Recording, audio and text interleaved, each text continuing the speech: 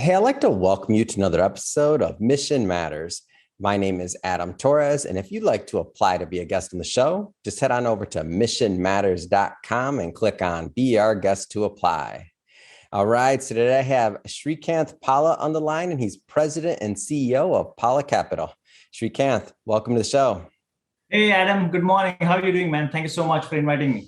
Srikanth, so I've been looking forward to getting you on this show for a long time now. I know we've worked together on some other projects, and I've gotten to know quite a bit about Palla Capital and some of the offerings that you're involved with, and also maybe we're gonna talk a little bit about a recent acquisition. And we got a whole lot of things going on. You have a new team member added to your advisory board, so you guys are moving over there at Palla Capital. But we'll get this episode started the way that we start them all, Srikanth, with our Mission Matters Minute.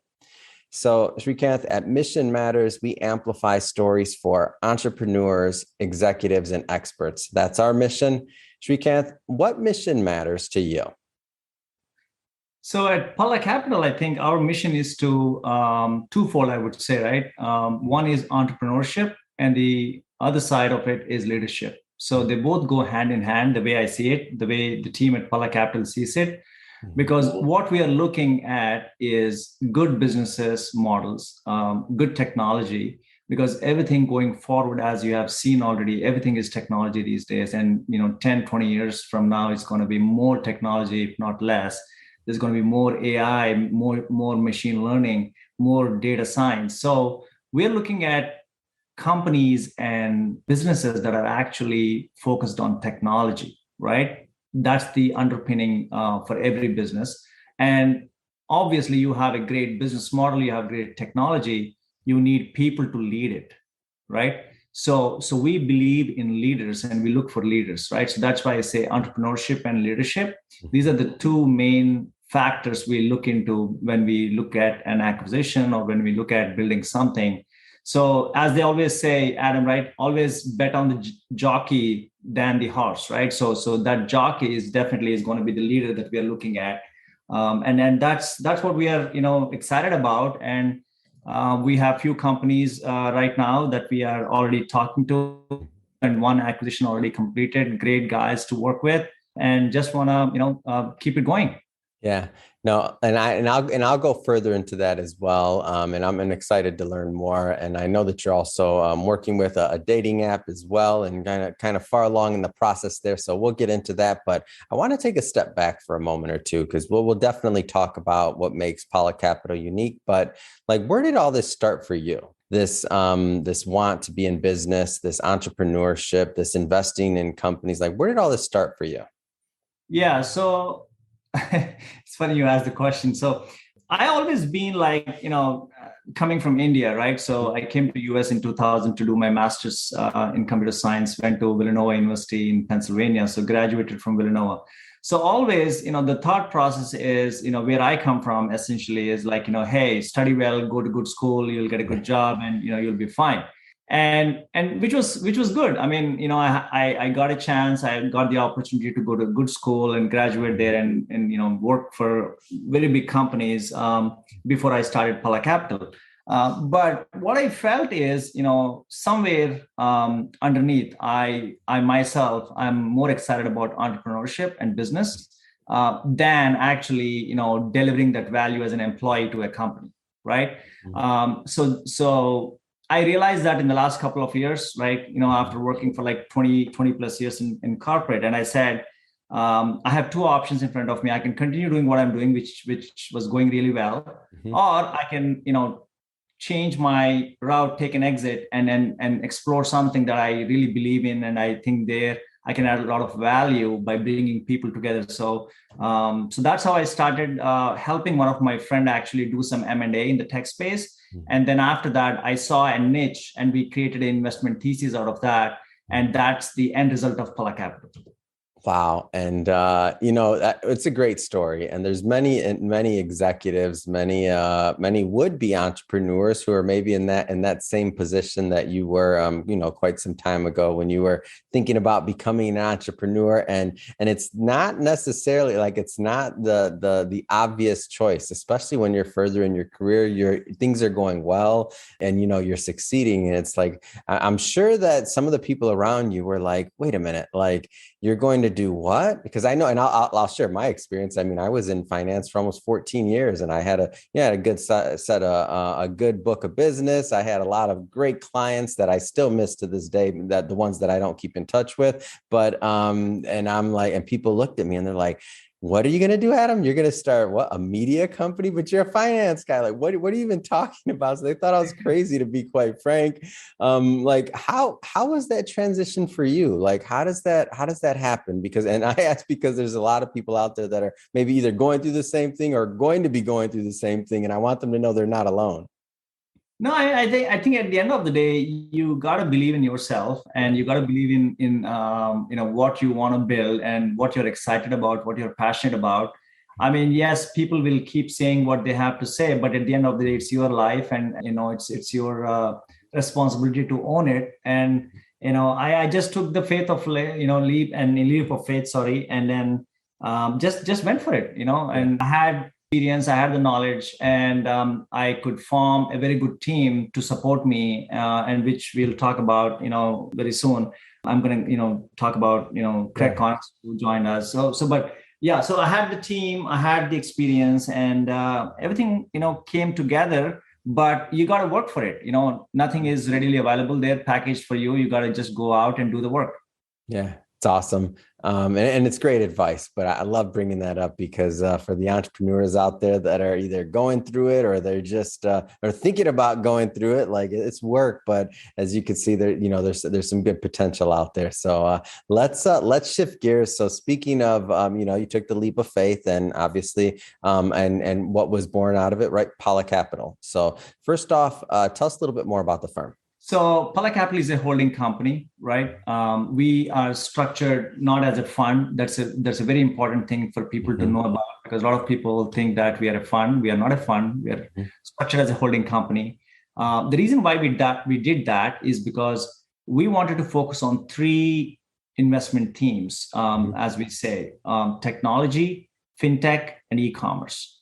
The reason why we picked these different themes is because our team has a lot of experience working in these sectors, right? So myself, I come from a technology investment banking background. So I work for Merrill Lynch, UBS, I work for Ray Dalio's hedge fund, and then I work for KPMG management consulting. And as a result of that, I've been through a few acquisitions at those firms and consolidating them and all that, and building technology for them, right? So my core background is that.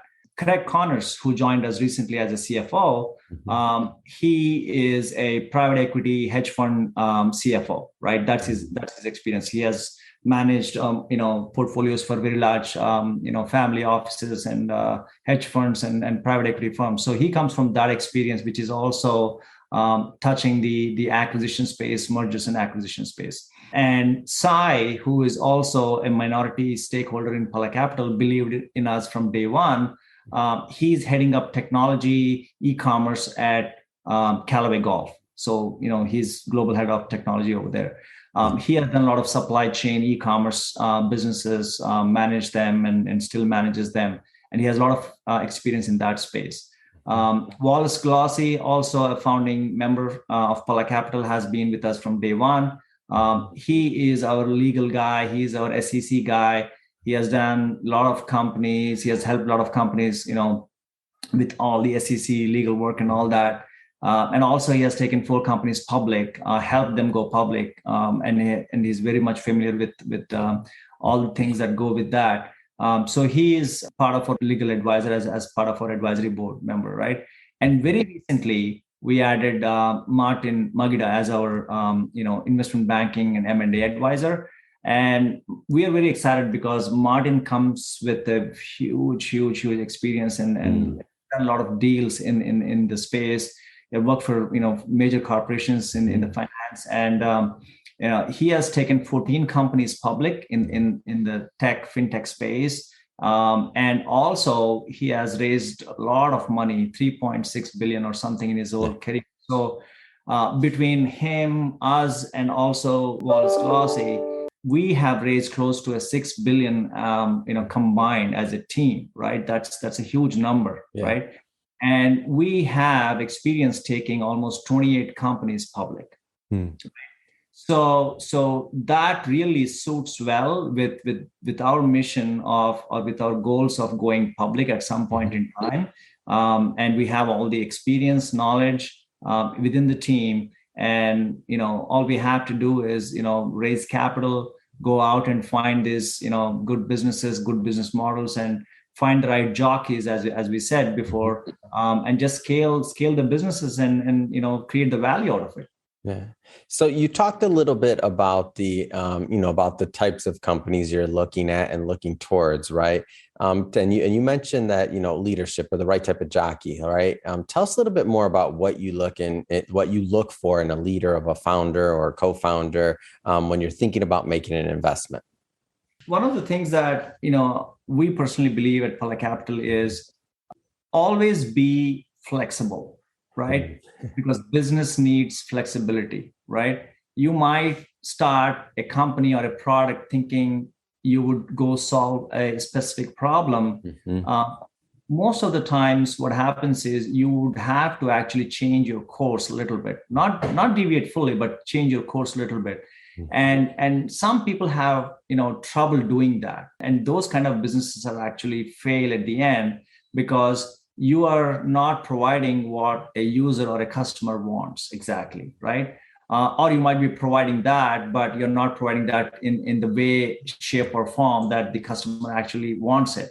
So understanding what customer needs are and then trying to figure out what is the best course of action for your business, that is very important. So basically listening skills and trying to understand what's around, having the right people around you, and just excited to build something. It comes natural when you talk to somebody. So, we just, spend some time with them in the course of acquisition. And sometimes we walk away because the business is probably doing good, but, it's not the right jockey, right? So we don't want to, I wouldn't say waste of time, but I would say, invest your time and energy into something that can actually create some value at the end of the day, right?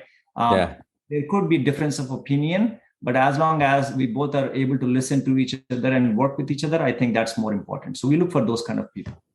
Yeah, it's great. And as you're giving this answer, I'm sitting here thinking about this, Srikanth. So I'm thinking about like just the journey and the history of Mission Matters. And it's funny to think because I'm like, once you think you know something, once you think you know what your customer wants, once you get kind of complacent, like things happen, like the pandemic, right? Like all these other things. So looking back at our journey, I'm like, we started in books. We didn't even have a podcast. We didn't have any media outlet or anything. We were just publishers, right?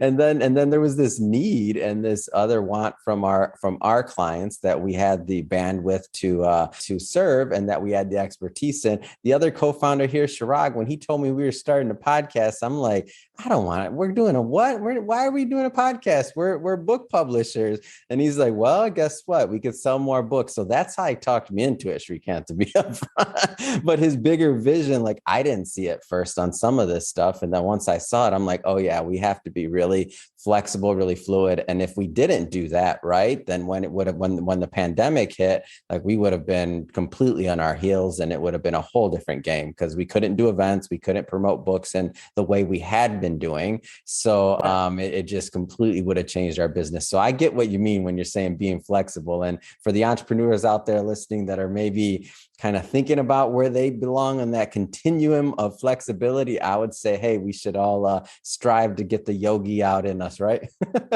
Yeah. No, that's totally agree with you. Yep. So, okay. So we talked about what we look for in the leader. Let's go and their leadership ability and some of those characteristics. Let's go a little bit further into the company side. So you talked high level, maybe just go a little bit further into the types of companies that you prospect. Yeah. So as I said, 3 different investment teams: technology, fintech, and e-commerce, right? Ideally, we look for profitability, obviously, when you're investing into a company. So there could be two types of assets we are looking at, right? One, a pure IP, right? Somebody might have a strong IP.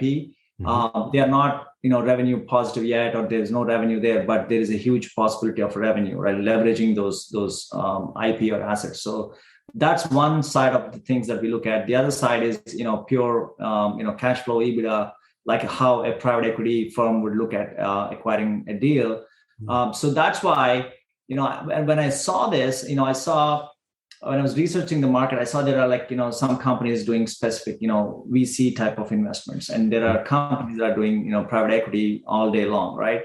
Our strategy is like a hybrid strategy, right? So given our experience in technology, I think there's value in having that hybrid strategy, because you can bet on companies that could be really, really huge in 5 to 10 years from now. But at the same time, you can also deploy your capital against, revenue generating assets, right? So we have the strategy of a hybrid VCP strategy, right? What we call it. So we are open to deals on the IP side or startups, or we are also open to deals on, just, cash flow pure, scaling and trying to bring them together. That's why we came up with this new, we coined this term within our investment thesis. We call it arbitrage alpha. There's a lot of arbitrage on the private market side when you actually pool few assets into one single portfolio, right? Yeah. Think of it in layman terms, think of it this way. Let's say everybody's looking for an apple, and you have one apple. Yeah, people would like to pay for that. But how about you get like 5 or 6 apples into a basket, right? Now people would like to pay 3x, 4x of what they would pay for one single apple, right? Yep. Because you have pooled these assets and they're all optimized, streamlined. So we have this arbitrage alpha concept of getting the value out of arbitrage in the private markets when you pool the assets. But at the same time, when you take that asset from a private market to a public market and do an IPO, you increase the value 30 to 40x. Yeah. So that's where, the value is. And us having hybrid VCP strategy, it just quadruples that effect. Yeah. And just to kind of maybe illustrate a little bit on how that plays out, let's talk a little bit more about some of the recent activity you've had. So I understand that you're working right now with a dating and matchmaking app. Tell me a little bit more about that. Yeah. So on the technology side, we already completed an acquisition, pure IP acquisition. This is on the augmented reality, virtual reality, metaverse side of things. We have 4 active patents, and there are 8 more patents that are actually ancillary to these 4 active patents that we are trying to actually, get them also active. They have been out there for a long time. But we bought these 4 active patents that pretty much, if I have to summarize what these patents actually cover, think of it this way: virtual users communicating in real time in a virtual environment. Now, what does that mean, right? Yeah, what does that mean? I'm not a technologist, Srikanth. Need some help on that one. So what that means is anybody who is actively using an AR, VR product, or anybody actively using metaverse, they are actually infringing on the patents that we have, right? Yeah. Right. So it's a huge asset for us having these patents, in our portfolio. We are looking to build a product based off of these patents, and we are also looking to get some licensing revenue from these patents. There's a company out there called IPWE, which is basically a licensing management, for the patents, and a lot of big companies use them. And we're trying to create a pool for us. Like what they do is they create the pools for your patents specifically, and then you get some licensing revenue from that. Or you could be part of an existing pool in the AR, VR, metaverse world. So we could be both. The goal is to kind of get that going and get some licensing revenue off of that, but at the same time build a product using the patents and do some partnerships. Whoever wants to build something that actually these patents can actually be useful, we would also open to do that, right? So that's our first acquisition, all done. And the second one, that we are looking at right now in the tech vertical is basically a matchmaking app. I wouldn't call it dating, but you could use that for dating. But there's a subtle difference between matchmaking and dating, right? Mm-hmm. If people want to go date, there are apps out there, and every day a new app comes out there, and you can use that. But what we want to do is we want to help customers or users of our app actually find a real match that they would love to connect and spend time with, and if they like each other, then probably end up taking the relationship to the next level, right? Yeah. So there's a strong IP. It's a psychology-based IP that we are acquiring, essentially, right? And the founder does not come from a technology background, so he needs help building the app and taking it go live. But he has worked last couple of years in studying all the apps out there and coming up with this psychology-based IP that we are essentially acquiring and helping him build the app. And we would go build the product and go live on iOS and Android platforms. Mm-hmm. So that's what we're going to do in the next couple of months. Then what we will do is we'll take that IP and we'll power that with AI and machine learning so that we kind of train the system on its own as we collect the data. We think it's going to be really, really useful for people who are actually not only just want to date, but find the right date or find the right match, right? So, getting that real-time good experience to the customer at the end of the day is really important. Mm-hmm. And that's why we are actually betting on the jockey again, right? Betting on the jockey because he has really passionately, built this, IP. And he's really excited to kind of, take this product to the next level. So we want to work with those kind of people. So that's on the second acquisition, probably would close by end of this month. That's the target, end of July. But yeah, we're very excited about that. So that's on the technology side. Yeah. How do you, so a couple of acquisitions here, like how do you view the relationship between, let's say, Palla Capital and the founders and the companies that you invest in? Like how important is that relationship?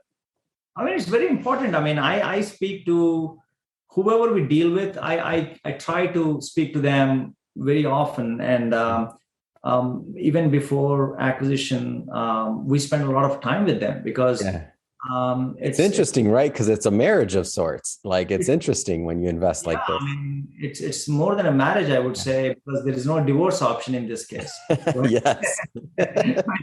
Maybe there is, but we don't want to be looking at a partnership like that. So it's very important who you bring on board and who you want you to work with. And the same thing for them also. It's not only for us, right? It's a two-way street, the way I see it, right? We spend a lot of time with these founders, and we try to understand where they're coming from, how they are thinking about it. And, when you talk to people, a lot of stuff comes out actually, right? You just have to spend time and try to understand them. Right? So speaking of who you want to work with, a lot of executives, a lot of entrepreneurs, a lot of investors watch this program. So we've talked a lot about the, what we look for on the founder side or what you look for on the founder side, the types of companies you look at. Let's talk about the other side of the coin, so to speak here. So your investor partners. What do you look for in investors that want to work with Palla Capital? Very, very good question. So definitely, we want to work with investors that understand our space, first of all, right? It's not about getting the check from them. It's about, if they understand what we are trying to do, right? Then there is a fit. And then we talk about, okay, how can we help not only scale our company, but when we scale our company, how do we actually scale your investment, right? So the first thing is they need to understand our space. So we spend a lot of time explaining them, understanding what kind of assets they invest in, and if there is a fit. And if there's a fit, then we go to the next level of, okay, what is that you're expecting out of this investment?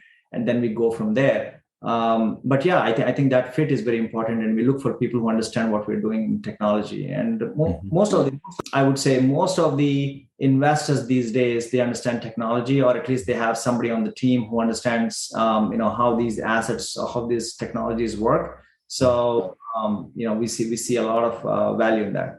Yeah.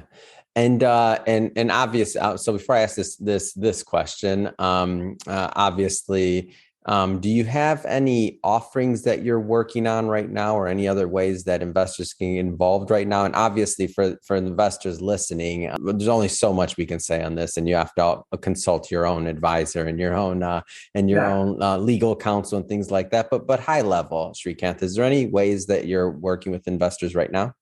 Yeah. So we have a Reg D private placement offering active right now.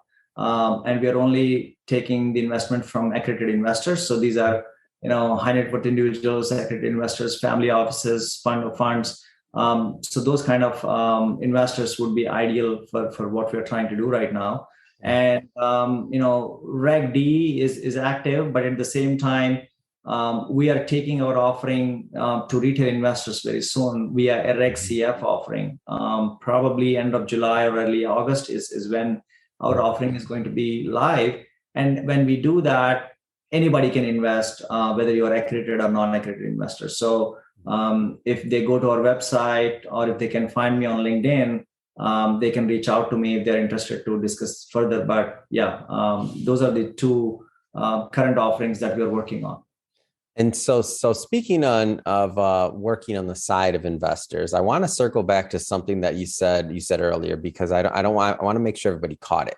So the way that you set up Palla Capital was to be a holding company. Maybe expand a little bit more on that and tell us how that benefits investors, or can benefit investors in general.